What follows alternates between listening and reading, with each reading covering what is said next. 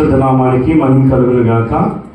మీ అందరికీ మన ప్రభువును రక్షకుడైన యేసుక్రీస్తు నామములో వందనాలు, శుభాలు తెలియజేస్తున్నాం. ప్రైజ్ ది లార్డ్, హల్లెలూయా. దేవుని వాక్యాల్లో కొన్ని విషయాల్ని మనం ధ్యానిద్దాం. పోయిన క్రిస్మస్కి మనము యేసుక్రీస్తు పుట్ట గురించి మనం కొన్ని విషయాలు ధ్యానించాం. యేసుక్రీస్తు పుట్టిన తర్వాత ఏం జరిగాయి కార్యాలు మనం గ్రహించినట్లయితే బైబిల్లో కొన్ని విషయాలు వ్రాయబడ్డాయి. పోయిన క్రిస్మస్ రోజున అంటే 3 రోజుల కింద మనము యేసుక్రీస్తుని మోసింది ఎవరు అనేటువంటి వాక్యాన్ని మనం ధ్యానించాం. యేసుక్రీస్తుని మోసింది ఎవరు అనేటువంటి విషయాన్ని. అంతేకాదు యేసుక్రీస్తు మరి ఆయనకి భూమి మీద స్థలం లేదు, మరి నువ్వే ఆయనకి స్థలం ఇవ్వాలి, నీ హృదయంలో ఆయనకి చోటు ఇవ్వాలి, ఆయనను మొయ్యాలి, పరిశుద్ధాత్మదేవుడు నీలో ఉండాలి. అది క్రిస్మస్ వర్తమానం. అయితే ఈరోజు యేసుక్రీస్తు పుట్టిన తర్వాత ఉన్నటువంటి సంభవాన్ని గురించి చూద్దాం. అదేంటంటే యేసుక్రీస్తు పుట్టిన తర్వాత మరి జరిగినటువంటి విషయాల్ని మనం చూద్దాం. ఏం జరిగినాయి, ఏమేమి విషయాలు జరిగాయి అనేటువంటి విషయాల్ని మనం జాగ్రత్తగా గమనిస్తే మనకి కొన్ని విషయాలు అర్థమవుతాయి. అవేంటంటే యేసుక్రీస్తు పుట్టిన తర్వాత కొన్ని రోజులకి ఏం జరుగుతుంది ఏం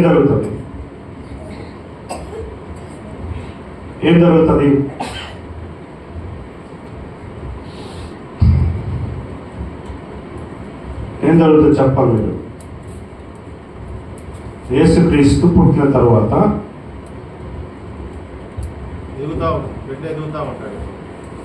బిడ్డ ఎదుగుతూ ఉంటాడు. తర్వాత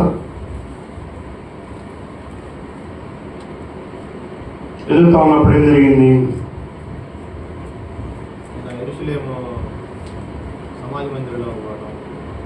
సమాజ మందిరంలోకి వెళ్తాడు. ఇంకా రైట్, ఆ విషయాలు మనం చదువుదాం. చూడండి, మత్తయి సువార్త 2వ అధ్యాయం.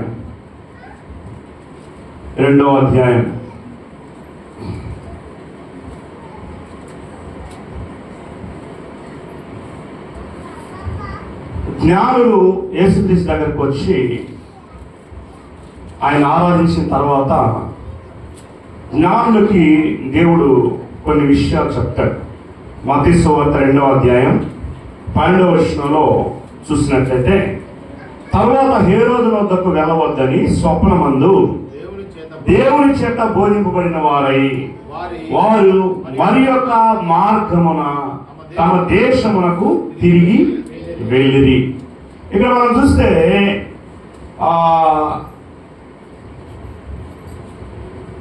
వారు దేవుని చేత బోధింపబడిన వారై హేరోదు వద్దకు వెళ్ళవద్దని స్వప్నమందు దేవుని చేత బోధింపబడిన వారై మరి ఒక మార్గమున వెళ్ళిరి అనే విషయాన్ని మనం చూస్తాం. అంటే అప్పటిదాకా జ్ఞానులు యేసుక్రీస్తు దగ్గరికి రావడానికి నక్షత్రాన్ని వెంబడించారు. నక్షత్రాన్ని వెంబడించి నక్షత్రం ఏ విధంగా అయితే వెళ్తుందో దాని ప్రకారం వాళ్ళు వెళ్ళారు. మామూలుగా జనరల్గా మనం చూసినట్లయితే నక్షత్రం ఎక్కడా కూడా నడవదు. అలాంటిది నక్షత్రం నడిచింది, వాళ్ళకి మార్గాన్ని చూపించింది. వారు ఆ మార్గంలో వారు నక్షత్రాన్ని అనుసరించి వచ్చారు. ఎక్కడ దాకా వచ్చారు? హేరోదు దగ్గరికి. అంటే యెరూషలేము రాగానే వాళ్ళ ఆలోచన మారిపోయి, యూదుల రాజుగా పుట్టినవాడు ఎక్కడున్నాడు అంటే హేరోదే రాజు అని అనుకుని ఆయన దగ్గరికి వెళ్ళారు. ఆయన దగ్గరికి వెళ్ళుకుని ఆయన అడిగారు, అయ్యా యూదుల రాజుగా పుట్టినవాడు ఎక్కడున్నాడు? మేము ఆయన వచ్చాము, ఆయన్ని ఆరాధించడానికి వచ్చాము అని అంటారు. అంటే అప్పటిదాకా నక్షత్రం నడిచినటువంటి నక్షత్రం ఆగిపోయింది. ఎప్పుడు ఆగిపోయింది? వారు నక్షత్రాన్ని అనుసరించకుండా ఈ భూలోక సంబంధమైన హేరోదు దగ్గరికి వెళ్ళి ఆయన తెలుసుకుని ఆయన ద్వారా నడిపింపబడాలని ప్రయత్నం చేశారు. అంటే దేవుడిచ్చిన నడిపింపు, దేవుడిచ్చిన ఆలోచన పక్కన పెట్టేసి వాళ్ళ సొంత ఆలోచన, సొంత తలంపుల ప్రకారం వాళ్ళు ఎలా అనుకున్నారు. ఆ విధంగా వెళ్ళాలనుకున్నప్పుడు మరి జరిగినటువంటి విషయం ఏంటంటే, మరి వారి యొక్క గమ్యాన్ని కోల్పోయారు, వారి మార్గాన్ని విడిచిపెట్టేశారు. ఎప్పుడైతే దేవుని యొక్క మార్గాన్ని అనుసరించారో, దేవుని యొక్క నడిపింపులోనికి వారు వెళ్ళారు, చక్కగా వెళ్ళారు, చక్కగా ముందుకు వెళ్ళగలిగారు. కానీ ఎప్పుడైతే మార్గాన్ని విడిచిపెట్టారో, దేవుని యొక్క ఆలోచన విడిచిపెట్టారో, వారు లోక సంబంధంగా వెళ్ళిపోయారు. మరి హేరోదు దగ్గరికి వెళ్ళారు, నక్షత్రాన్ని అనుసరించి నడుస్తున్నప్పుడు చక్కగా వెళ్ళారు. ఆ యొక్క బాలయేసు దగ్గరికి కరెక్ట్గా వెళ్ళేవారు.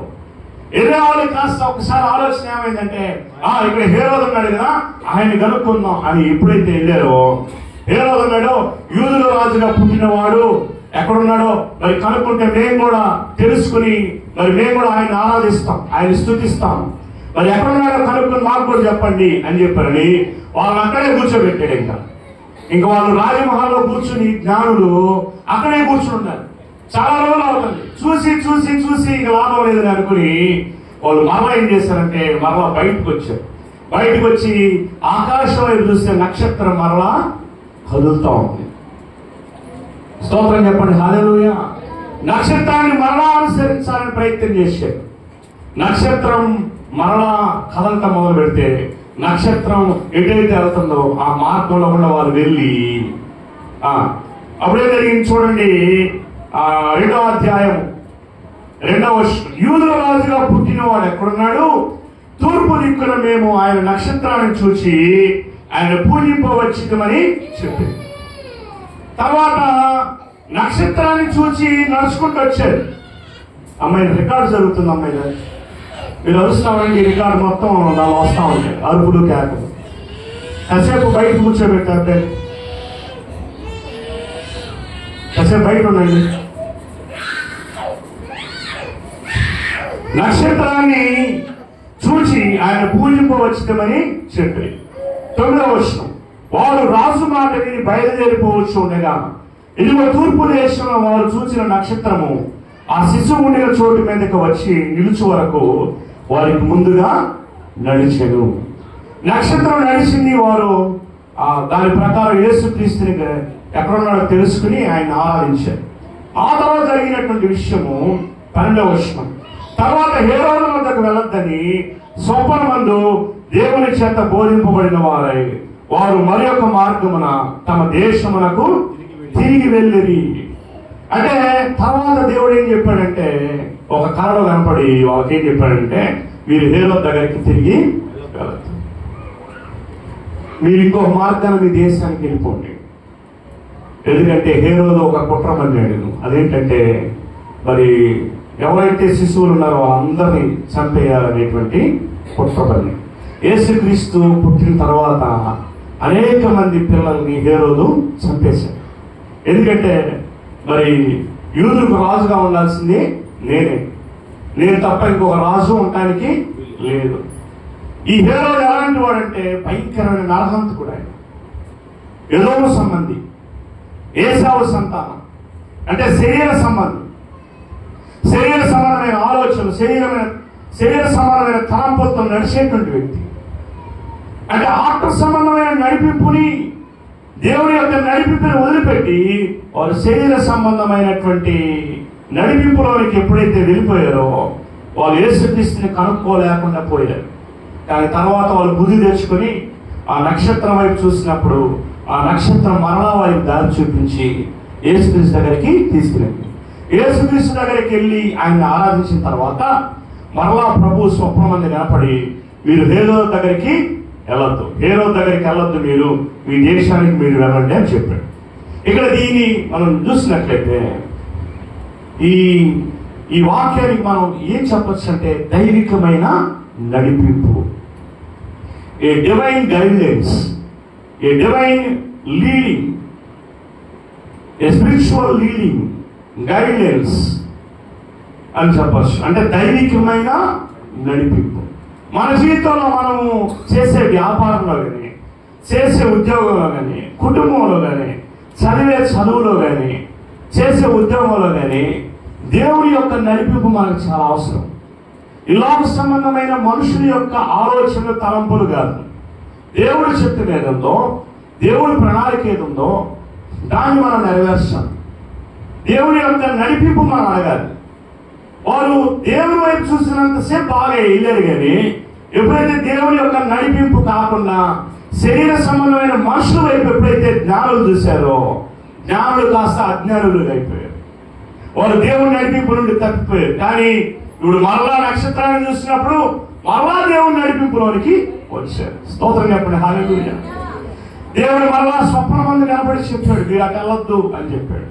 తర్వాత మనం చూస్తే చూడండి 13వ వచనం, వారు వెళ్ళిన తర్వాత ఇదిగో ప్రభువు దూత స్వప్నమందు యోసేపునకు ప్రత్యక్షమై హేరోదు ఆ శిశువును సంహరింపవలనని ఆయన వెదకబోచున్నాడు కనుక నీవు లేచి ఆ శిశువును ఆయన తల్లిని వెంటబెట్టుకుని ఐగుప్తులకు పారిపోయి నేను నీతో తెలియజెప్పు వరకు అక్కడే ఉండమని అతనితో చెప్పాడు.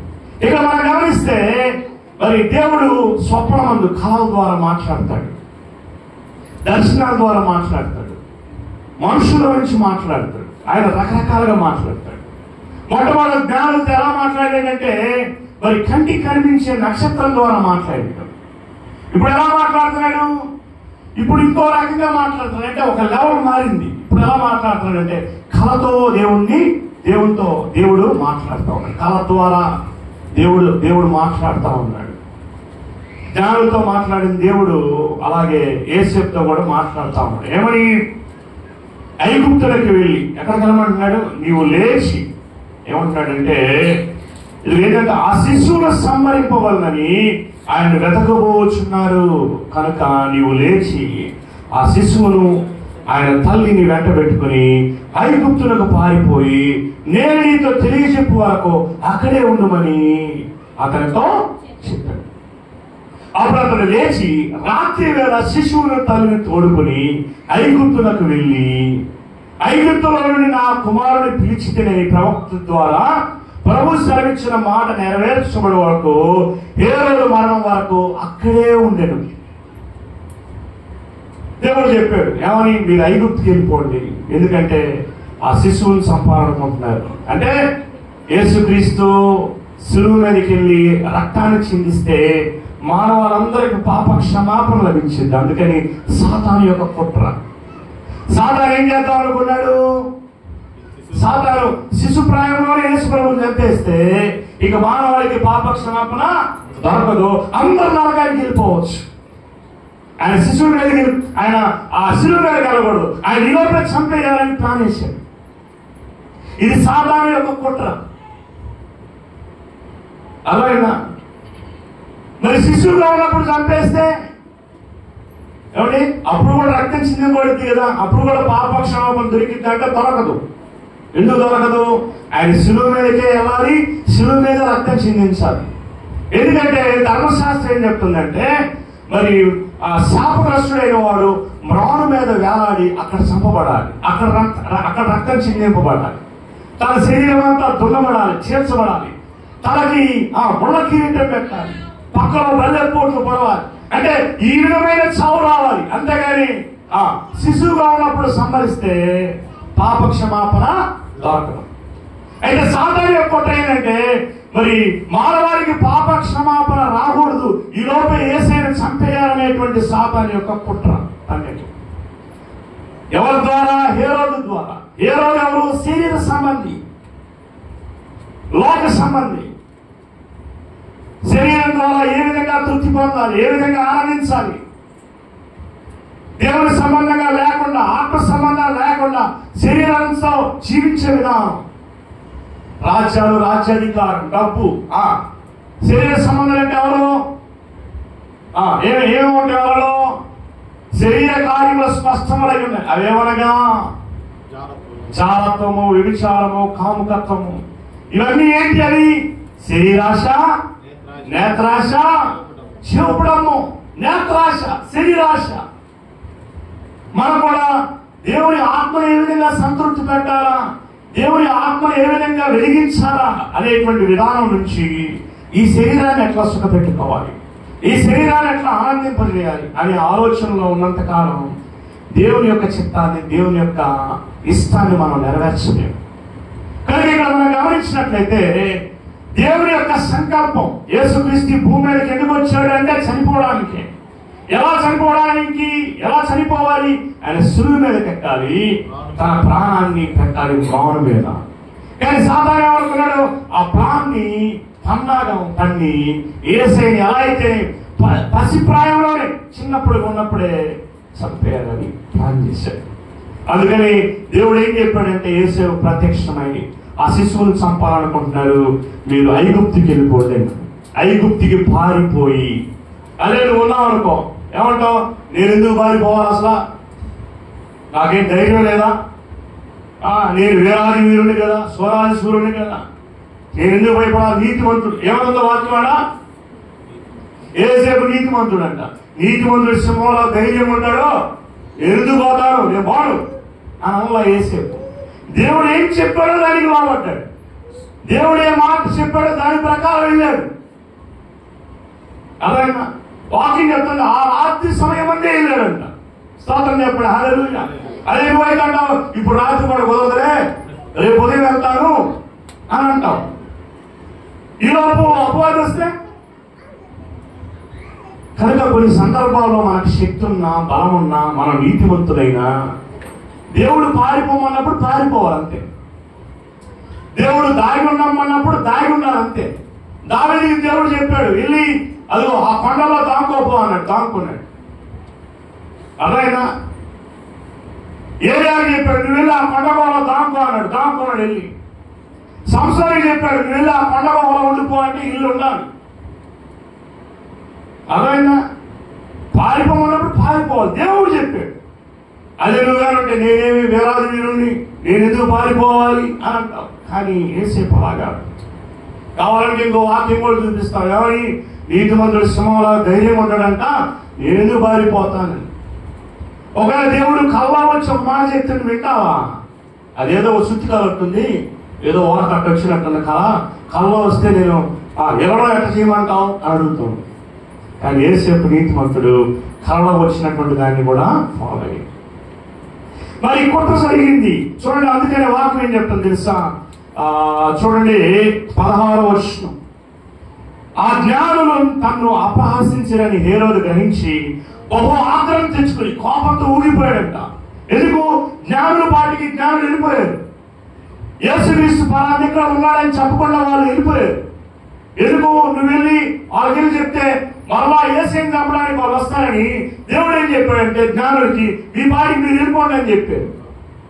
అయితే ఇక్కడే ఉంది, ఆ జ్ఞానులు తన్ను అపహసించరని హేరోదు గ్రహించి బహు ఆగ్రహం తెచ్చుకుని తాను జ్ఞానుల వల్ల వివరంగా తెలుసుకునే కాలాన్ని బట్టి బెత్లెహేములోను దాని సకల ప్రాంతంలోను 2 సంవత్సరాలు మొదలుకొని తక్కువ వయసు గల మగపిల్లలందరినీ వధించారు. 2 సంవత్సరాల లోపు ఉన్నటువంటి వారందరినీ ఓచుకొట్టుకొచ్చి చంపేశాడు. ఎంత దుర్మార్గుడు ఉంది! ఏమంటే పసిపిల్లలను ఎవరైనా చంపుతారా? రాజ్యాధికారి కోసం, రాజ్య సింహాసనం కోసం, కన్న కొడుకని లేదు, తండ్రి లేదు, అధికారం కావాలి అనేటువంటి ఆశ కలిగినటువంటి క్రూరుడు ఈ హేరోదు. అలా చంపాలనుకున్నాడు. అందుకని చూడండి 17వ వచనంలో, అందువలన రామాలో అంగలార్పు వినబడెను, ఏడ్పును మహారోదన కలిగెను. There was fulfilled that which was spoken by the Jeremiah prophet, saying that in the Rama there was a voice heard, a lamentation and weeping and great mourning. Rachel weeping for her children and would not be comforted because they are not. Rama అంగలార్పు వినబడిందంటే ఏడ్చారంటాడా, శోకము, రోదన ధ్వని, ఏర్పులు వినబడ్డాయంట, అంగలార్చారంట. ఏమంటే 9 నెలల మోసి బిడ్డల కనుక్కుంటే రాజు వచ్చేసి అందరం చంపేసాడు. అందుకని రామాలు అంగలార్పు వినబడిందంట. ప్రియమైన వారు ఇక్కడ మనం గమనించాల్సింది ఏంటంటే, దేవుని యొక్క నడిపింపుని యేసేపు ఫాలో అయ్యాడు కాబట్టి ఆ ప్రమాదం నుంచి తప్పించుకున్నాడు. మన జీవితంలో కూడా అప్పుల నుంచి మనం ఏ విధంగా తప్పించుకోవాలి అంటే, పారిపోమని కాదు, దాని నుంచి మనం ఏ విధంగా ఎదుర్కోవాలి, జీవితంలో ఉన్న సమస్యని మనం ఏ విధంగా పరిష్కరించుకోవాలి. అనారోగ్య సమస్య ఉంటే అనారోగ్య సమస్యల నుంచి నేను ఏ విధంగా బయటికి రావాలో దేవుణ్ణి అడగాలి. అప్పుల నుంచి బయటికి ఏ విధంగా బయటికి రావాలో దేవుణ్ణి అడగాలి. సమస్యలో నుంచి బయటికి ఏ విధంగా రావాలో దేవుణ్ణి అడగాలి.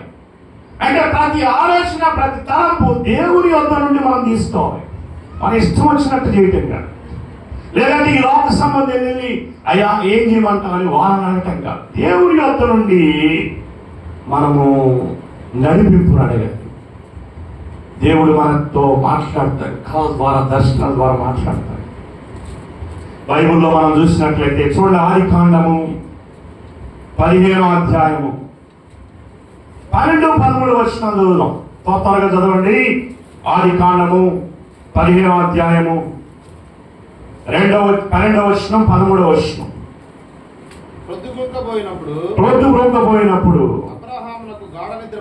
అబ్రహామునకు గాఢ నిద్ర కలిగెను. భయంకరమైన కటిక చీకటి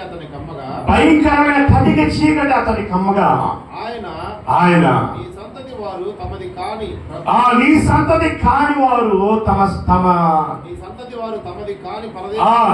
కాని పరదేశమునందు నివసించి ఆ దేశము వారికి దాసులై ఉంటారని దేవుడు అబ్రహాముతో మాట్లాడాడు. ఎప్పుడు మాట్లాడాడు?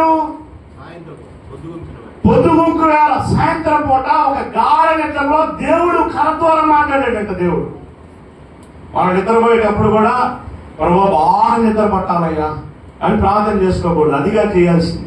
ప్రభువా కళల ద్వారా నాతో మాట్లాడు, భవిష్యత్తు గురించి నాకు తెలియజేయి, నా బిడ్డల గురించి తెలియజేయి. అబ్రహాముతో ఎప్పుడు విషయం మాట్లాడాడు? ఆయన తర్వాత తరములో వాళ్ళు ఏ విధంగా బానిసత్వంలోకి వెళ్తారో చెప్తున్నాడు. అంటే భవిష్యత్తు చెప్తున్నాడు అబ్రహాము. మనం నిద్రపోయేటప్పుడు బాగా నిద్రపోవాలని గాఢ నిద్రపోవటం కాదు. గాఢ నిద్రపోయిన ఆత్మలో వెనకో కలిగి ఉండాలి. దేవుడు తలంపు కలిగి ఉండాలి. దేవుడు ఆలోచన కలిగి ఉండాలి. దేవా నాతో మాట్లాడి రాత్రి నేను కళలో నిద్రపోతున్నాను. కళ ద్వారా మాట్లాడు, దర్శనాల ద్వారా మాట్లాడు. కళకి దర్శనానికి తేడా ఉంది. కళ అంటే నిద్రపోతేటప్పుడు తినేది కళ. దర్శనం అంటే పగలపోతే నువ్వు వెనకోకున్నప్పుడే ఒక దర్శనం కనపడుతుంది. దర్శనం చాలా మంది ఏం చెప్తారంటే నిద్ర కలగగానే రాత్రి నాకు దర్శనం కలిగింది అంటారు. అది కాదు, దర్శనం కాదు, అది కళ.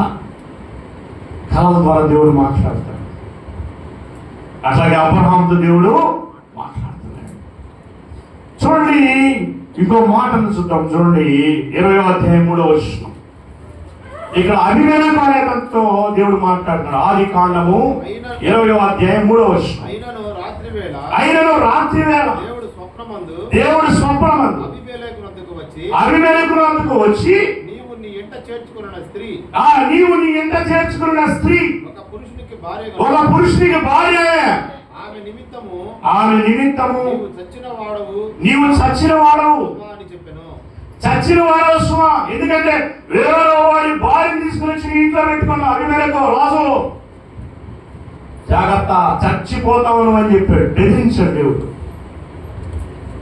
అంటే ఆయన అనుకున్నాడు నిర్విచారం చేద్దాం అనుకున్నాడు. దేవుడు కళ ద్వారా లేదా ఆ యొక్క స్వప్నం ద్వారా ఆయన దగ్గరకు వచ్చి హెచ్చరిస్తున్నాడు. వేరేవాడి భార్య తెలుసా నీకు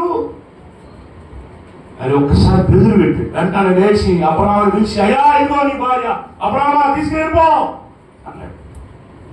ఏమండి, ఇక ఆ ఇంట్లో ఎక్కడ అభిమేలెకు ఇంట్లో అబ్రహాము భార్య శారాన్ని తీసుకుని వచ్చి తన ఇంట్లో పెట్టుకున్నాడు. అభిమేలెకు అర్థమైందా? వ్యభిచారం పాపం చేద్దాం. ఈలోపు ఆ ఇంట్లో ఉన్న వాళ్ళందరికీ శరీరం మీద అంతా భయంకరమైన గడలు వచ్చినాయి. భయపడిపోయారు దెబ్బకి. వాడికేం అర్థం కాదు అభిమేలెక్కి. అప్పుడు దేవుడు స్వప్నం మంది చెప్పాడు, అయ్యా నీకు ఎందుకు వచ్చినాయి తెలిసి, నా సేవకుడైన అబ్రహాము భార్య అయిన శారాన్ని తీసుకుని వచ్చావు. వేరేవాడి భార్య ఆమె ఎక్కడ తీసుకుని వచ్చి ఉంటావు, చస్తావు అని చెప్పాడు. వెంటనే భయపడిపోయి ఇంకా తెల్లవారుజామున పిలిపించి, అయ్యా నీ భార్య నాకు ఎందుకు చెప్పలేదు, నువ్వు వెళ్ళిపోయా ఇక్కడి నుంచి అని అన్నాడు. అంటే భార్యని చెప్తే నువ్వు నన్ను చంపుతావని, నా భార్యను చేసుకుంటావని అందుకని చెప్పలేదు అంటాడు. అనగానే అయ్యా రాత్రి దేవుడు నాతో మాట్లాడాడు, ఈ రోగాలు ఈ జబ్బులు కారణం ఏందో నాకు చెప్పాడు. నువ్వు ఎక్కడి నుంచి వెళ్ళిపోయా అని కావలసినటువంటి సంపద అంతా ఇచ్చి పంపిస్తాడు. దేవుడు అంటాడు, అతను నా సేవకుడు, అతని చేత ప్రార్థన చేయించుకో అంటాడు. అప్పుడు అబ్రహాం ప్రార్థన చేస్తే అబీమెలెకుకి అంతవరకు ఇంట్లో పిల్లలు లేరు, అలాంటిది పిల్లలు పుట్టింది. దేవుని స్తోత్రం చెప్పండి. హల్లెలూయా. ఎవరైతే దేవుని యొక్క మాట విన్నాడు, ఈ కాలంలో మాట్లాడిన మాటకి అబీమెలెకు లోబడి అబ్రహాం వారిని పంపించినప్పుడు దేవుడు అబీమెలెకుని ఇంటిని దీవించి గర్భఫలాన్ని ఇచ్చాడు. అప్పటిదాకా పిల్లలు లేనటువంటి అబీమెలెకు ఒకవేళ అనుకున్నాడేమో శారా ద్వారా సంతానం పుట్టించుకుందాం అని అనుకున్నాడేమో. కానీ దేవుడు అబీమెలెకుని గద్దించినప్పుడు, హెచ్చరించినప్పుడు లోబడ్డాడు. కళ ద్వారా మాట్లాడాడు దేవుడు. అర్థమైందా? అలాగే దానియేలుతో కూడా మాట్లాడాడు. దానియేలుతో మాట్లాడాడు. చూడండి, దానియేలు గ్రంథం 7వ అధ్యాయం 1వ వచనం. Book of Daniel chapter 7 verse 1. 7వ అధ్యాయం 1వ వచనం. బబులోను రాజుకు బెల్షాస్సరు యొక్క పరిపాలనలో మొదటి సంవత్సరమున దానియేలుకు దర్శనము కలగగా అతడు తన పడక మీద పరుండి ఒక కలగని ఆ కల సంగతిని సంక్షేపముగా వివరించి రాశాడంట. స్తోత్రం చెప్పండి. హల్లెలూయా. అంటే కలలో జరిగినటువంటి స్టోరీని ఆయన కాగితం మీద రాశాడంట. అయ్యే దానియేలు గ్రంథం. స్తోత్రం చెప్పండి. హల్లెలూయా. కలలో జరిగిన సంగతులు. ఏమండి, నీకన్నీ ఎలాంటి కళ వస్తాయి? కుక్క గరిచింది, కోతి గరిచింది, పాము కనపడిందన్న రాత్రి, తోడేలు వచ్చిందన్న, ఏనుగు కనపడిందన్న, ఇట్లాంటి కళ వస్తుండే మనకి. పిచ్చి పిచ్చి కళ్ళని. రాత్రి ఏనుగు కనపడింది, ఏం చేయమంటావు అనగానే ఇప్పుడు ఫాస్ట్ గా చెప్పాలి. ఏనుగు కనపడితే ఏనుగు చేత 4 సార్లు తొక్కించుకో, దెబ్బకు దరిద్రం వెళ్ళిపోతే.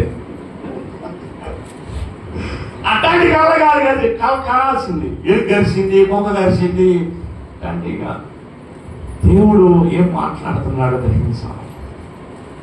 అయితే దానియేలుకి రాబో సంగతులు దేవుడు బయలుపరిచాడు. దానియేలు గ్రంథాన్ని ఏమంటారంటే చిన్న ప్రకటన గ్రంథం అంటారు. అంటే ప్రకటన గ్రంథం దేవుడి యొక్క శిష్యుడైనటువంటి యోహానికి దేవుడు బయలుపరచక మునిపే దానియేలుకి ఎప్పుడో ప్రవచించాడు. ఆయన ఎప్పుడో తెలియజేశాడు. ఏమని? ఇదిగో భవిష్యత్ కాలంలో, ఇదిగో ఈ యుగాంతం ఎలా జరగబోతుంది, ఈ భూమి యొక్క అంతం ఎలా జరగబోతుంది, రాక ఎలా ఉండిద్ది, దేవుడు ఎలా వస్తాడు, అలా వస్తాడని ముందే చెప్పాడు దానియేలుకి. ఎలా చెప్పాడంటే కళల ద్వారా చెప్పాడు. ఆ గ్రంథమే దానియేలు గ్రంథం. మనకేదో చిన్న చిన్న కళలు వస్తాడు, ఆయనకైతే పెద్ద సినిమా కనపడింది. ఆయనకి అది మొత్తం స్టోరీ తీస్తే ఒక సినిమా వచ్చిద్దామని. అంటే దాదాపు 3 గంటలు 4 గంటల స్టోరీ నడిచింది. అదంతా ఆయన వేసి ఆయన రాసేవాడు అనమాట. ఏంటి అంటే 4 కొమ్ములు కలిగిన మేక కనపడింది, ఇవన్నీ చెప్పేవాడు అనమాట. ఒక ధవల వర్ణంతో ఒక ఆయన కనపడుతున్నాడు. ఆయన తేజస్సు ఆకాశమునందుతుంది. తెల్లని వస్త్రాలు ధరించిన వాడు కనపడ్డాడు. ఆయన జుట్టు తెల్లగా ఉంది, హిమలాగా ఉంది. ఆయన కన్నులు అగ్నిలా ఉన్నాయి. ఆయన పాదాల అపరంజిలాగా ఉన్నాయి. క్రీస్తు యొక్క దర్శనాన్ని గురించి దానియేలు చెప్తాడు, రాస్తాడు. అలాగే దేవుడు కళల ద్వారా, దర్శనాల ద్వారా మాట్లాడతాడు. అదే సంఖ్యాకాండంలో మాట అంటాడు. చూడండి, సంఖ్యాకాండము 12వ అధ్యాయం 6వ వచనం. సంఖ్యాకాండము 12వ అధ్యాయం 6వ వచనం చూద్దాం. సంఖ్యాకాండము 12వ అధ్యాయం 6వ వచనం. వారిద్దరు రాగా ఆయన నా మాటలు వినండి. ఎవరు వారిద్దరు?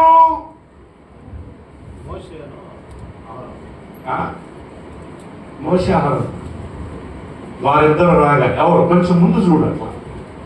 దానికి ముందు ఎవరు కనపడతారు?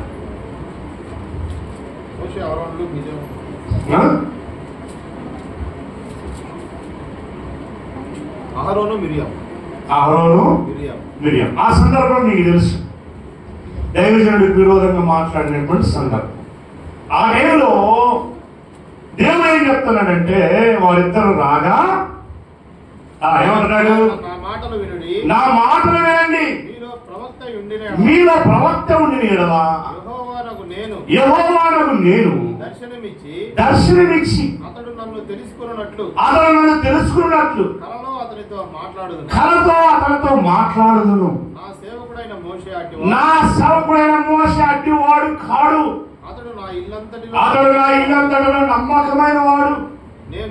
నేను గూఢభావములతో కాదు దర్శనమిచ్చి ముఖాముఖిగా అతనితో మాట్లాడు. స్తోత్రం చెప్పండి. హల్లెలూయా. మోషే ఫేస్ టు ఫేస్ మాట్లాడతాడంట దేవుడితో. దేవుడు అంటున్నాడు, మీలో ఒక ప్రవక్త ఉండి నేను కళల ద్వారా మాట్లాడతా. చూద్దా మరి మనమంతా ప్రవక్తనమా? మనతో దేవుడు మాట్లాడతాడా? మరి మన ప్రవక్తలం కాదు కదా. ఎలా మాట్లాడతాడు అంటే అపోస్తలిక కార్యములు 2వ అధ్యాయంలో మాట్లాడతాడు. చూడండి, అపోస్తలిక కార్యములు 2వ అధ్యాయం 17వ వచనం. ఈ మోషేతోనే ఒక మాట అంటాడు, అంత్యదినములలో నేను మనుషులందరి మీద నా ఆత్మను కుమ్మరించెదను. మీ కుమారులను ఏం చేస్తారంట? ప్రవచిస్తారు. మీ యవనులకు దర్శనము కలుగును, మీ వృద్ధులు కలగంటారు. చూడండి, యవనస్తులైతే ప్రవచిస్తారంట. అంటే దేవుని ఆత్మ వాళ్ళ మీదకి వచ్చినప్పుడు వాళ్ళు బిగ్గరగా అరిచి ప్రవచిస్తారంటారు. దేవుని ఆత్మ వచ్చినప్పుడు ఇక అంటున్నాడు, ఏమంటున్నాడు? మీ వృద్ధులు కళ్ళగంటారంట, మీ కుమారులు కుమార్తెలు ప్రవచిస్తారు, దర్శనాన్ని చూస్తారు. మీరు ఎందుకని మన అంత్యదేవంలో మనుషులందరి మీద నా ఆత్మని కుమ్మరిస్తారు. దేవుని ఆత్మ ఒక వ్యక్తి మీదకి వచ్చినప్పుడు వాళ్ళు ప్రవచిస్తారు, వాళ్ళకి దర్శనాలు కలుగుతాయి, వాళ్ళకి కళలు వస్తుంటాయి, దేవుడు వాళ్ళతో మాట్లాడుతూ ఉంటాడు. అందరి మీద అన్నాడా? కొందరి మీద అన్నాడా? మనుషులందరి మీద అన్నాడు. అంతేకాదు, ఈ సందర్భంలో నీకు వాడు గుర్తు చేస్తాం. మోషే కొండ మీదకి వెళ్తాడు. కొండ మీదకి వెళ్ళినప్పుడు దేవుని ఆత్మ మరి కొంతమంది పెద్దలు తీసుకుని వెళ్తాడు. ఆయన వెళ్తా వెళ్ళినప్పుడు దేవుని ఆత్మ వారి మీదకి వచ్చినప్పుడు అంతా ప్రవచిస్తారు. ప్రవచిస్తే ఇద్దరు మిగిలిపోతారు. వాళ్ళు ఎక్కడ ఉంటారంటే పాలెంలో ఉంటారు. వాళ్ళ పేరు ఎల్లాదు మేలాదు. వాళ్ళిద్దరు పాలెంలో ఉంటారు. దేవుని ఆత్మ వాళ్ళ మీదకి దిగి వచ్చినప్పుడు ఈ కింద పాలెంలో ఉన్నారు చూసారు, ఇద్దరు విడిచిపెట్టబడ్డారు పెద్దలుగా. వాళ్ళ మీద కూడా దేవుని ఆత్మ వచ్చి వాళ్ళు ప్రవచించడం మొదలు పెడతారు.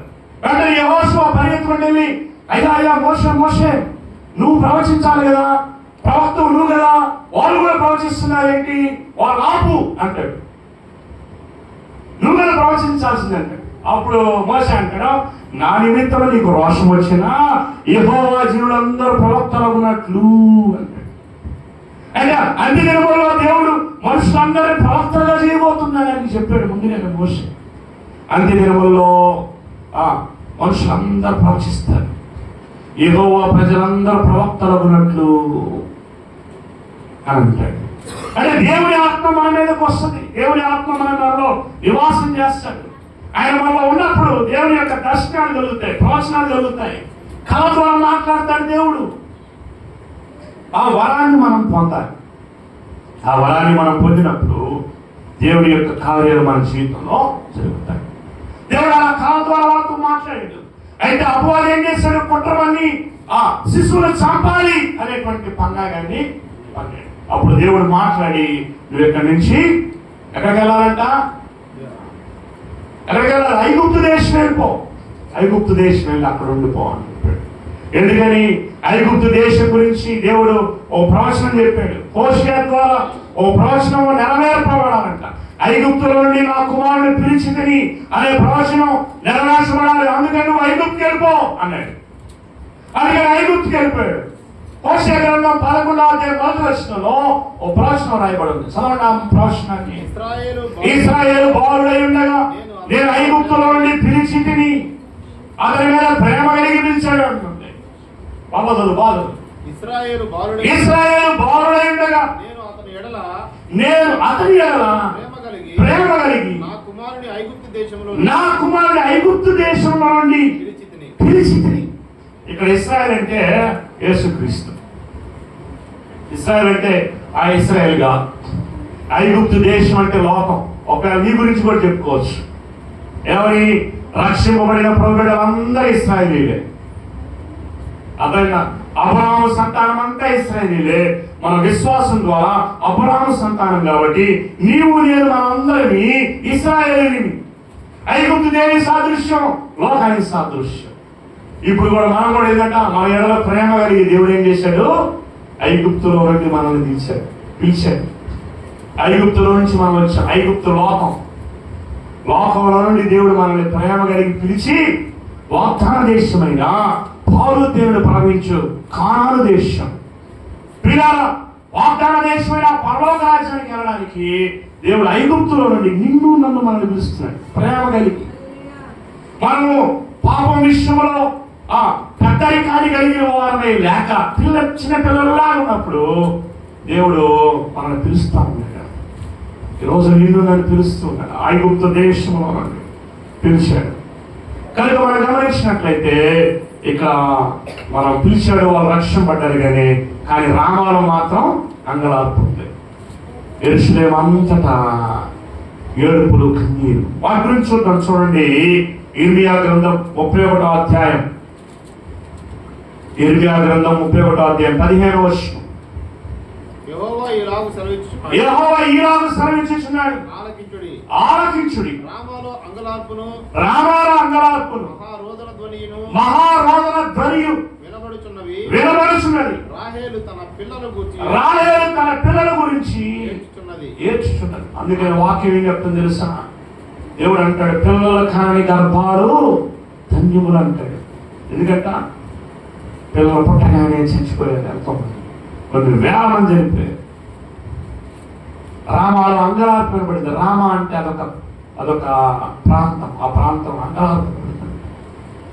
రాహేలు ఏడ్చిందంట, కన్నీరు అందరూ విలపించారంట, కన్నీరు రాచారంట. ఎందుకు ఇదంతా అంటే వారు పాపం చేసి దేవునికి దూరంగా బ్రతికారు. అప్పుడు దేవుని యొక్క శిక్ష వాళ్ళ మీదకి వెళ్ళింది. అప్పుడు దేవుడు మరలా చెప్పాడు, మరలా వారి మీద కనికరాన్ని పంపించాడు. వాళ్ళంతా ఏడ్చారు, ప్రభువా మమ్మల్ని కాపాడని ఏడ్చినప్పుడు అందుకని దేవుని యొక్క వాక్యం చెప్తుంది. చూడండి 17వ వచనంలో, ఇర్మియా గ్రంథం 31వ అధ్యాయం 17వ వచనం. రాబో కాలమునందు నీకు మేలు కలుగును అని నమ్మిక ఉన్నది. నీ పిల్లలు తిరిగి తమ స్వదేశానికి వచ్చేస్తారు. ఇదే యెహోవా దేవుడు వారి జీవితంలో ఆశీర్వాదాన్ని ఇస్తున్నాడు. వారు ఎప్పుడైతే తమ పాపాలను ఒప్పుకున్నారో అప్పుడు దేవుడు వాళ్ళ జీవితంలో ఆశీర్వాదాన్ని ఇచ్చాడు. ఇంకో మాట చూద్దాం. చూడండి, యెషయా గ్రంథం 60వ అధ్యాయం. యెషయా గ్రంథం 60వ అధ్యాయం 1వ వచనం నుండి 22వ వచనం వరకు.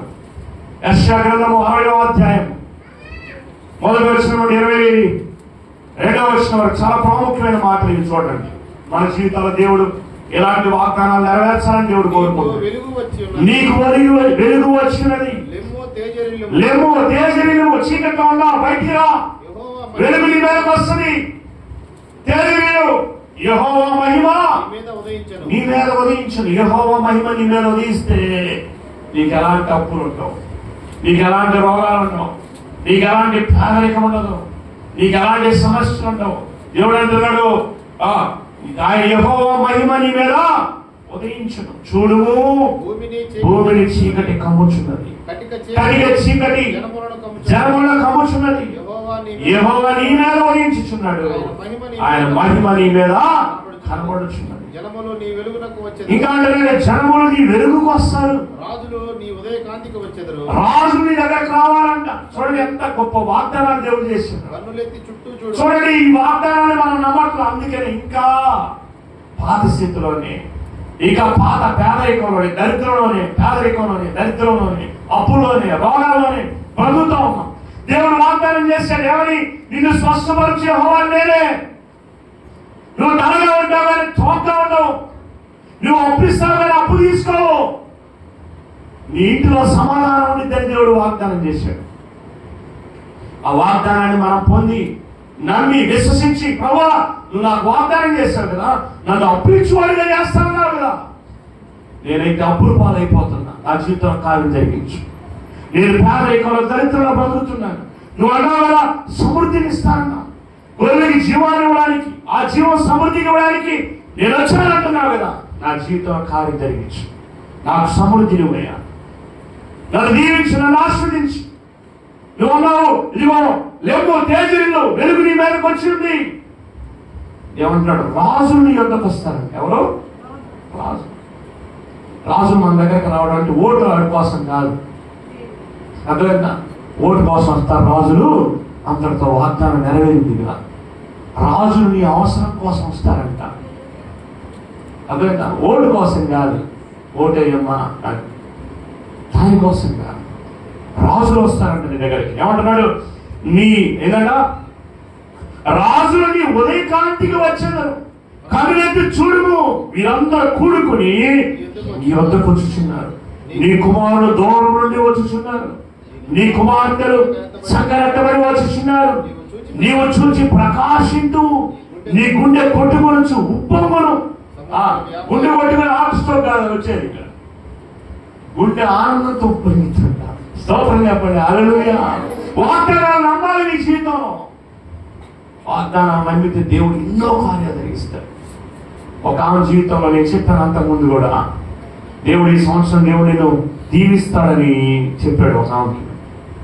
కానీ ఒకరోజు ఏం జరిగిందంటే, తన భర్త మరి కారు వెళ్తా ఉంటే, ఒక కొండ మీద నుంచి కిందకి వెళ్తా ఉంటే బ్రేక్ కొడితే కారు బొలికింతలు అయిపోయి వెళ్ళి ఆ స్టీరింగ్ గుద్దుకుని చనిపోయాడు భర్త.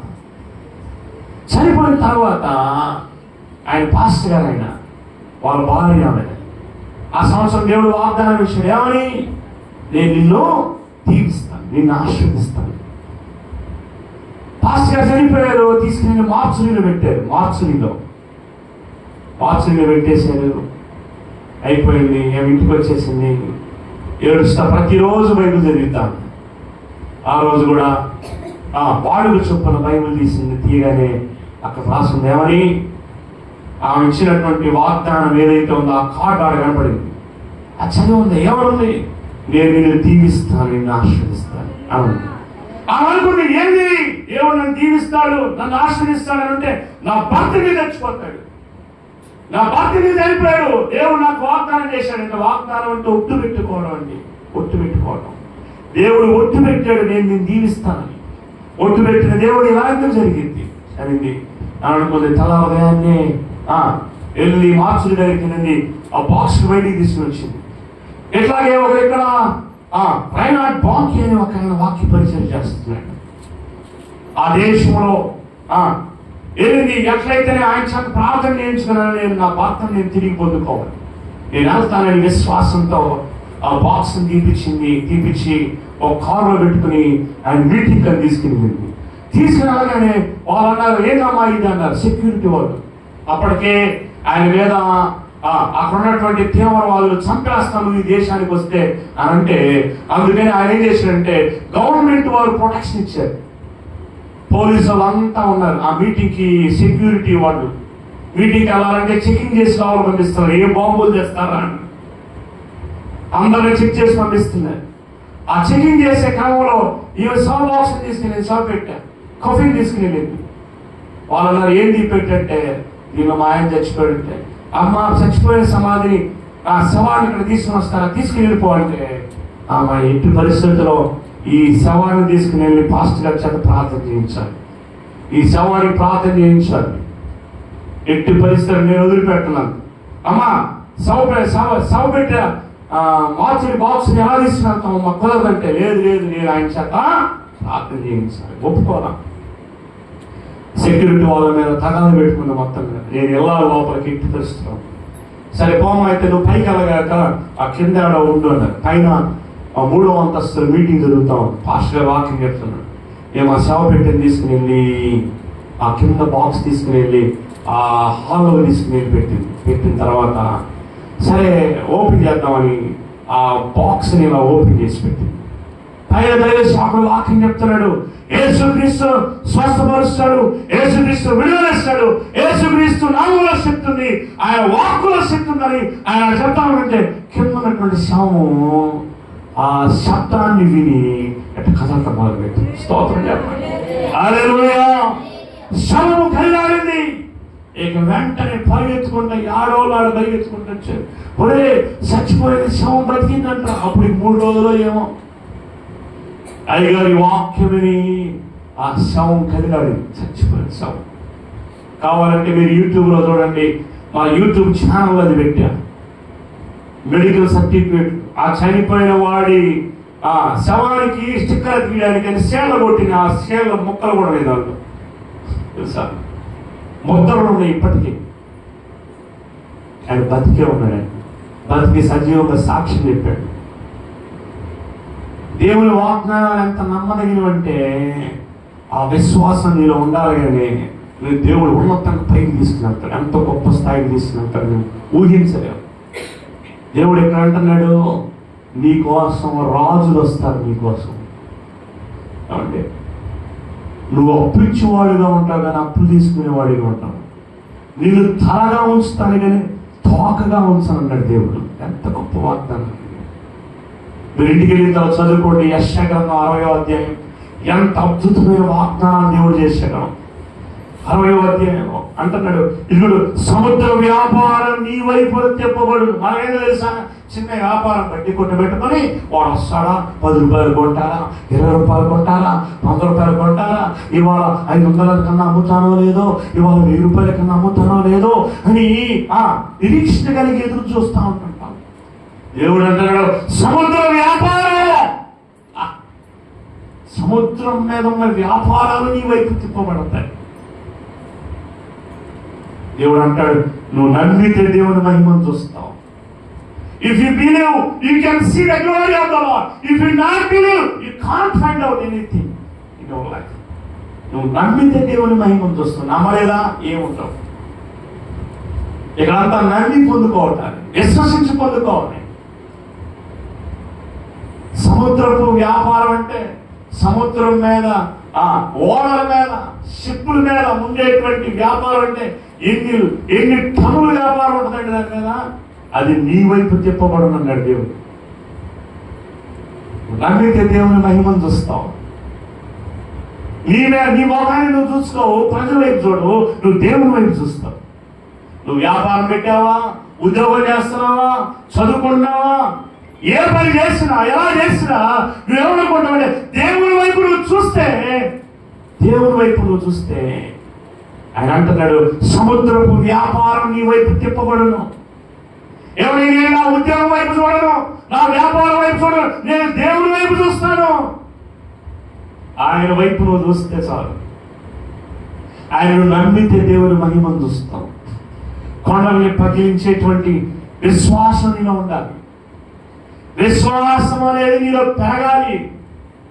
చిన్న చిన్న విశ్వాసం, 100 రూపాయలు అమ్మితే చాలే, 1000 రూపాయలు అమ్మితే చాలే అనుకుంటే 1000 రూపాయలే, 100 రూపాయలే లేదా 10,000. నీ విశ్వాసాన్ని పెంచుకో.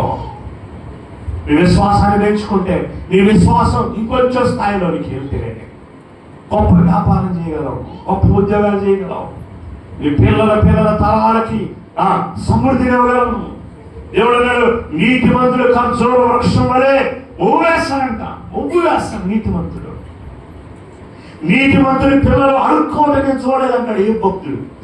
ఎందుకంట నీతిమంతుడి పిల్లలు అడుక్కున్నట్టుగా నేను ఇంతవరకు చూడలేదు. తరతరాలు దీవించబడతాయంట. ఎప్పుడు ఆయన మార్గంలో మనం వెళ్ళి నీతిగా న్యాయంగా బ్రతికి విశ్వాసం ఆయన మీద ఉంచితే దేవుడు అన్నాడు, నీ నీతికి తగినట్లుగా నీ గుడారం వర్ధిల్లుతాడు.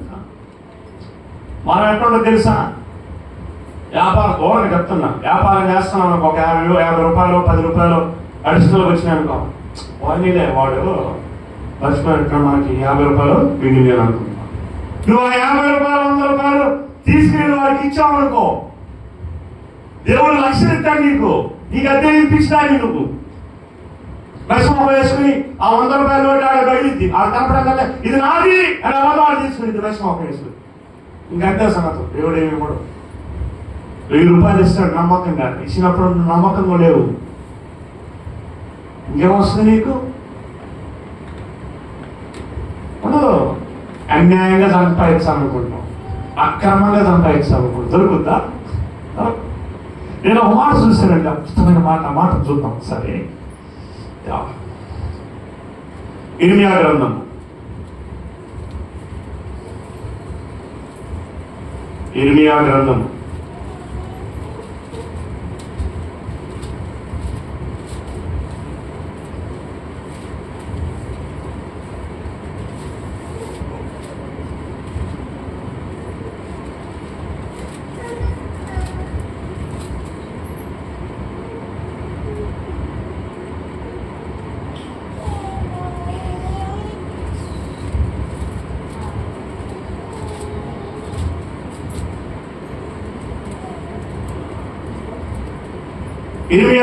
10వ అధ్యాయం 21వ వచనం చదవండి. 21.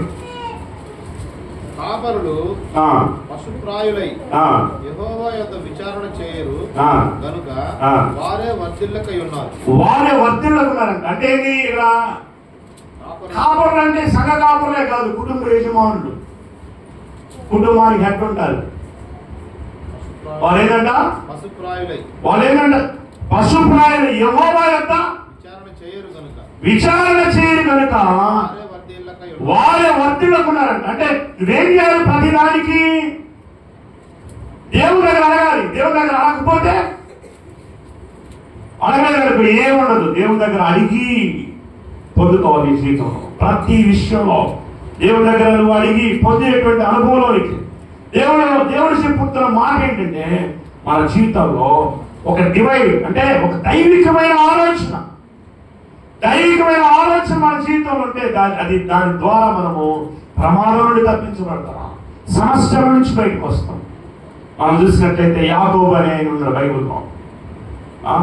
మొత్తం కరువు వచ్చింది ఆ దేశంలో. కానీ దేవుడు ఏం చేశాడు? ముందుగానే యోసేపు అనేటువంటి వ్యక్తిని ఐగుప్తు దేశాన్ని పంపించి ఐగుప్తు దేశంలో ప్రధానమంత్రిని చేసి వారందరికీ ఆహారాన్ని ఇచ్చాడు దేవుడు. స్తోత్రం చెప్పండి. హల్లెలూయా. అందరూ అనుకున్నారు యోసేపు అయిపోయాడు, యోసేపు పరిస్థితి ఏమీ లేదు అనుకున్నాడు. కానీ దేవుడి యొక్క ప్రణాళికను బట్టి ఏం చేశాడు? దేవుడు యోసేపుని ఐగుప్తుకి ముందుగానే పంపించి అక్కడ ప్రధానమంత్రిని చేసి ధాన్యాన్ని నిల్వ చేయించి తన తండ్రి అయినటువంటి యాకోబును పంపించాడు. ఇశ్రాయేలుకి ఆహారాన్ని పంపించాడు దేవుడు. ఏలే జీవితంలో ఎలా చేశాడు దేవుడు? కాపుల చేత ఆహారం. దేవుడు చెప్పినట్టు వెళ్ళి ఎక్కడికి వెళ్ళమన్నాడు? కేరీతు వాగు దగ్గరికి వెళ్ళి అక్కడ నివాసం చేయి. నీకు ఉదయము సాయంత్రము మాంసము రొట్టెలు ఆ 2 తిని తర్వాత ఏం చేయాలి? ఆ కేరీతు వాగు దగ్గర ఉన్న నీళ్లు కాదు చక్కగా ఏమంటే మోసాలు ఏమన్నా కాపులు ఎప్పుడన్నా మోసం పక్కన పెడతాయి. అలాంటి కాకులు, కఠినంగా ఉండే కాకులు సైతం ఏరియాకి ఉదయం సాయంత్రం మాంసాన్ని రొట్టెని తీసుకొచ్చి పెట్టింది. ఆ కేరీతు వాగు దగ్గర నీళ్లు తాగుతూ బ్రతుకుతా ఉన్నాడు. ఈరోజు ఎండిపోయింది, కేరీతు వాగు ఎండిపోయింది. ఇప్పుడట అప్పుడు మరలా యెహోవాకు ప్రత్యక్షమై చెప్తాడు, ఏమని? ఏరియా నువ్వు ఇక్కడ నుండి సారేపతు వెళ్ళు, సిరోను సంబంధమైన సారేపతు వెళ్ళు. అక్కడ ఒక విధవరాలు ఉంటుంది, ఆవిడని పోషిస్తాడు. ఆడగలుగుతాడు. అంటే ప్రతి అవసరంలో దేవుడు తోడుంటాడు, ప్రమాదాల తోడుంటాడు. ప్రమాదాల తోడున్నాడా లేడా? ఏరియాకి ఉన్నాడు. దావీదుకు కూడా దేవుడు తోడే ఉన్నాడు. అయ్యా నువ్వు ఇక్కడి నుంచి ఆ కొండ దగ్గరికి వెళ్ళి పారిపోతాడు. అక్కడ దాగి ఉంటాడు. ఎలా చెప్తాడు అలా చేస్తాడు. ఏదైనా దేవుడు ఇప్పుడు వెళ్ళు, అక్కడికి వెళ్ళి ఆడుండు. ఎరగలన్నాడు కేరీతు వాగు దగ్గరికి వెళ్ళి ఆడుండు. మరి ఎట్ట ప్రభా బ్రేక్ఫాస్ట్ ఉదయం ఎట్లా, ఈవినింగ్ డిన్నర్ ఎట్ట ప్రభా ఎట్ట? నీ కాపులు పంపుతాడు. ఏంటంట అంటుండే వాళ్ళు ఎవరున్నారా? ఎవడి కేరీతు వాగు దగ్గర ఆరణ్యంలో వంటుండే వాళ్ళు ఎవరున్నారా? లేదా? వెళ్ళు, నేను కాపులు పంపుతాను. కాకులు పంపించి పోషించిన దేవుడు నిన్ను పోషించడా? ఏరియాని పోషించిన దేవుడు నిన్ను పోషించడా? పోషించాలని నువ్వేం చేయాలి? ప్రార్థన. ఈ రోజున చాలా మందికి ఎలా ప్రార్థన చేయాలో తెలుసు, కానీ దేవుని దగ్గర నుంచి ఎలా వినాలో తెలియదు. నేను ఎటాలమంటావు, ఏం చేయమంటావు? Everybody know how to pray. They don't know how to listen the voice of the Lord. దేవుని స్వరాన్ని వినడం రావట్లా. ప్రార్థనే చేస్తున్నాం. దేవుడు చెప్తాడు ఏమని? అయ్యా ఇది నా పలానా అవసరం ఉందంటే 8,000 చెప్తావు, ప్రార్థన చేస్తావు. దేవుడు అంటాడు నువ్వు పలాని పని చేయంటే అది నీకు వినపడదు. నువ్వు ఎట్లా వస్తావు బయటికి ఆ సమస్యలో నుంచి? నువ్వు వెళ్ళి సమస్య చెప్తానే ఉంటావు. దేవుడు ఏమి ఈ సమస్య పరిష్కారం నువ్వు ఎలా చెయ్యయ్యా అని చెప్తాడు. అది నీకు వినపడదు. ఆ సమస్యలో నుంచి నువ్వు బయటికి ఎలా వస్తావు? నువ్వు అంటావు దేవా నువ్వే రా, ఆ సమస్య నుంచి బయటికి తీసుకురా అంటాడు. దేవుడు అంటాడు నేను రావటం కాదమ్మా, ఆ సమస్యకు పరిష్కారం చెప్తున్నా, ముందు విను. ఎలా వెళ్ళాలో చెప్తా, ఏం చేయాలో చెప్తా. దాన్ని విని దాని ప్రకారం వెళ్తే నీ సమస్య పరిష్కారం అయింది. నువ్వే వినవు. ప్రభా ఈ అప్పులను తీసేయి అంటావు. దేవుడు అంటే నీకు అప్పులు పోవాలంటే ఇలా చేయి, అప్పులు పోతాయి. బైబుల్ ఇంగ్లీష్ స్టోరీ లేవు. ఎలీషా దగ్గరకు ఒక ఆమె వచ్చి అయ్యా అప్పులు పాలైపోయి నాకు 2 పిల్లలు ఉన్నారు, ఆ 2 మగ పిల్లలను కూడా అప్పులో తీసుకెళ్తానంటే అప్పుడు ప్రార్థన చేసి ఎలీషా గారు చెప్తారు ఏమనంటే ఇదిగో నువ్వు వెళ్ళి నూనె కుండలు తీసుకురాకు, ఖాళీ పాత్రలు తీసుకురాకు. ఏమన్నా దగ్గర అంటే నూనె ఉంది, ఇదిగో వెళ్ళి చుట్టుపక్కల ఉన్నటువంటి వాళ్ళందరి దగ్గరికి వెళ్ళి కుండలు తీసుకుని వచ్చి ఈ నూనె కాదు నింపు అని అంటాడు. కొంచెం నూనె ఉంది, పాస్తా ఉండే నూనె వస్తా ఉంది. తర్వాత చెప్పాడు తీసుకెళ్ళి వీటన్ని అమ్ముకో, ఈ అప్పులన్నీ పోతే పో అన్నాడు. చెప్పినట్టు చేసిన అప్పుడు పోయి మనకు అట్లా చెప్పేవాళ్ళు లేదు. అసలు మనం వినాలనే ఉద్దేశం మనకు లేదు. అప్పులు కష్టపడాలి, దొంగపోతులాగా సాగరి చేయాలి. అప్పులో నుంచి బయటికి రావడానికి, అనారోగ్య పరిస్థితుల నుంచి బయటికి రావడానికి దేవుని దగ్గర ఒక ఆలోచన తీసుకోవాలి, దేవుని దగ్గర ఒక తలంపు తీసుకోవాలి. చూడండి గారు అక్కడ వాక్యం ఏం చెప్తుందంటే తర్వాత చూస్తే చూడండి 2వ అధ్యాయం 19వ వచనం చదువుదాం. మత్తయి సువార్త 2వ అధ్యాయం 19వ వచనం. హేరోదు చనిపోయిన తర్వాత ఇదిగో ప్రభుదూత ఐగుప్తులో యోసేపునకు స్వప్నమందు ప్రత్యక్షమై నీవు లేచి శిశువును తల్లిని తోడుకొని ఇశ్రాయేలు దేశమునకు వెళ్ళుము. శిశు ప్రాణము తీయదూచిన వాడు చనిపోయాడు. అప్పుడు అతను లేచి శిశువును తల్లిని తోడుకొని ఇశ్రాయేలు దేశమునకు వెళ్ళును. వీళ్ళు అక్కడ నజరేతు అనేటువంటి ప్రదేశం నివసిస్తాడు. అందుకని నజరేతు వాడు అని పిలువబడ్డాడు. కనుక ప్రియమైన వాళ్ళ యేసుక్రీస్తు పుట్టిన తర్వాత మరి రామాలో అంగలార్పు ఏర్పడింది, వినబడింది. దాన్నింటించో దేవుడు యేసేపుని ఎలా విడిపించాడు, జ్ఞానులు ఏ విధంగా రక్షించాడు అనేటువంటి విషయాన్ని మనం చూస్తాం. ఈరోజు నీ జీవితంలో నా జీవితంలో అనేకమైన సమస్యలు, అనేకమైన ఇరుకు ఇబ్బంది, వీటన్నిటి నుంచి దేవుడు బయటికి తీసుకురావాలంటే దేవుని దగ్గర మనం అడగాలి. చాలా ఉంచుతాం, ప్రార్థన చేద్దాం. దేవా నీ తలంపులు, నీ ఆలోచనలు నాకు తెలియజేయి. దేవుడు తెలియజేసిన విధంగా వాళ్ళు వెళ్ళారు. వాళ్ళ జీవితంలో అద్భుతాలు జరిగినాయి. మరి నీ జీవితం, నా జీవితంలో అద్భుతాలు జరగాలంటే దేవుడి దగ్గర అడగాలి. అడిగి ప్రభు నేను ఎలా వెళ్ళమంటావు అడగాలి. అయ్యా ఈ సమస్య తీసేది కాదు, ఈ సమస్యల నుంచి నేను బయటికి రావాలంటే ఏం పని చేయాలి, ఎలా చేయాలి, ఏ విధంగా వెళ్ళాలి అనేది దేవుడి దగ్గర నుంచి మనము అడిగి పొందుకోవాలి. ఆ తలంపు, ఆ ఆలోచన, ఏ డివైన్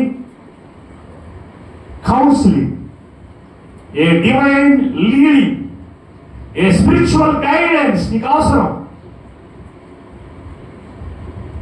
యేసేపును రక్షించిన దేవుడు, జ్ఞానులను రక్షించిన దేవుడు, పసిబాలుడైన యేసయ్యను రక్షించిన దేవుడు నిన్ను నన్ను రక్షించాలని కోరుకుంటున్నాడు. ప్రమాదంలో నుంచి రక్షించడమే కాదు, ప్రతి అవసరత తీర్చే దేవుడు. ఏలియా జీవితంలో తన అవసరత తీర్చాడు. ఆకలిగా ఉన్నప్పుడు ఆకలి తీర్చాడు. ఇశ్రాయేలు జీవితంలో కూడా కరువు నుండి తప్పించడానికి ఏసేపని తీసుకెళ్ళాడు దేవుడు. ఐగుప్తు తీసుకుని వెళ్ళి ఆ దేశానికి ప్రధానమంత్రిని చేశాడు. దేవుని యొక్క జ్ఞానం ఎంతో గొప్పది. కీర్తన 139లో రాయబడి ఉంది. దేవుని యొక్క బుద్ధి జ్ఞానములు ఎంత అద్భుతాలు, రమ్యములు. ఆయన తెలివితేటలు.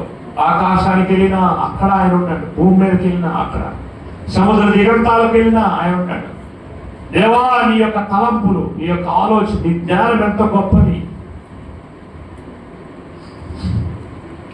ఆయన జ్ఞానం ఎంతో గొప్పది. ఆ జ్ఞానాన్ని పొందాలి. దేవుని దగ్గర నుంచి అడగాలి, ప్రభు నేను ఎలా వెళ్ళాలి, ఏ విధంగా చేయాలి కనుక్కో. దేవుని దగ్గర అడుగు. దేవుని దగ్గర ఈ పాత సంవత్సరం అయిపోతుంది, కొత్త సంవత్సరాలు వెళ్తున్నాం, కొత్త సంవత్సరాలు అడుగు పెట్టబోతున్నాం. కొత్త సంవత్సరం ఈ జీవితంలో ఆశీర్వాదకరంగా మార్చబడాలంటే దేవుని దగ్గర నుంచి ఒక తలంపు, ఒక ఆలోచన, ఎలా వెళ్ళాలో అడుగు దేవుణ్ణి. ఎలా వెళ్ళాలో, ఆర్థిక సముద్రంలోనికి ఎలా వెళ్ళాలి, అప్పులో నుంచి ఎలా బయటకు రావాలి, వ్యాధుల నుంచి ఎలా బయటకు రావాలి, నాకు తెలియజేయ ప్రభు, నాతో మాట్లాడు. కళల ద్వారా మాట్లాడు, దర్శనాల ద్వారా మాట్లాడు, పరిశుద్ధుల ద్వారా, భాషల ద్వారా మాట్లాడు, నాతో మాట్లాడు. అడుగు దేవుడిని. తీర్మానం చేసుకో, ప్రభు నాతో మాట్లాడాడు. ప్రార్థన చేసుకుందాం. పరిశుద్ధుడు అభయం కలిగించండి. నీకు వందనాలు, స్తోత్రాలు. ఎవరైతే ఈ వాక్యాన్ని విన్నారో వారి జీవితాన్ని కార్యాలు జరిగించండి.